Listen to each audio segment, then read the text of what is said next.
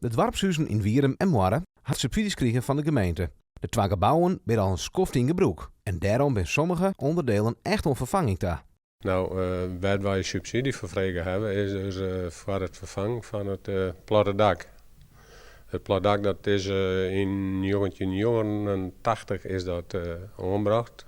Samen met de ombouw van het dwarpshuis. En sinds die tijd is er eigenlijk niks meer gebeurd. Dus het wordt hecht tijd, na 32 jaar, of 34 jaar eigenlijk, om dat te vervangen. En daar hebben we dus subsidie voor ondervregen en kregen. Dus dat is eigenlijk de hoofdzaak wat er vervangen wordt moet en waar het geld voor bedoeld is. Wij hebben van de gemeente hebben wij 5000 euro gekregen. En dat dekt net heel de lading. Maar ja goed, we moeten zelf door zelfwerkzaamheid ook wat doen. En dan komen we er misschien mooi uit met z'n allen.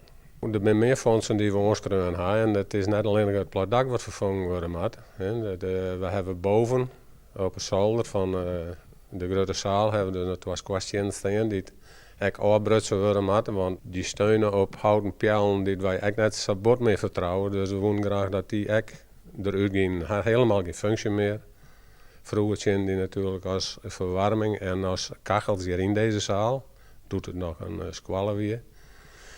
Maar die ben nog net meer nodig, dus weg met het spul. We zijn bezig met de omsteding, omdat we het eigenlijk voor de winter al doen. Maar ja, in de winter dan is bouwen is net zo geschikt. En om dan dingen te doen die zeg maar, op voorhand al geleerd maar dat doe je net. Dus we hadden oer winter henneteeld en we zullen nu de boel omsteden en dat we eigenlijk voor de bouwvak alles klaar hebben zullen. Dat is het plan. Vanwege het coronavirus zit een soort mensen thuis. Een goede zaak om in Lietse ploegen de hand uit de mouwen te steken. We gaan ook correct, ik ben er iets jongen, maar we gaan in elk geval de barverschil leren. Het onkruid om hoe heel hen maat er weer uit, want dat gaat wel terug. En zo zijn hele grote dingen die extra aandacht nodig hebben. We treffen het. Het is een geluk met een ongeluk, je denkt, want het is nou, ja, in de coronatijd hebben wij ruimte en tijd zat om wat te doen. Ook om dingen op te knappen die misschien net heel onnodig zijn.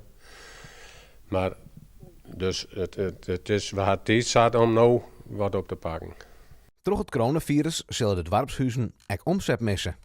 Nou, in elk geval wat grotere feesten en wat lichtere feestjes. En natuurlijk de verenigingen die hier altijd te plakken en die nou ook geen huur meer hoeven te betalen. Dus als ze er net binnen, dan komt er echt niks binnen. Ja, het is natuurlijk nooit leuk als je feest nog zeggen moet en dat je dingen uitstellen moet, dat de verenigingen hier meer terug te kennen.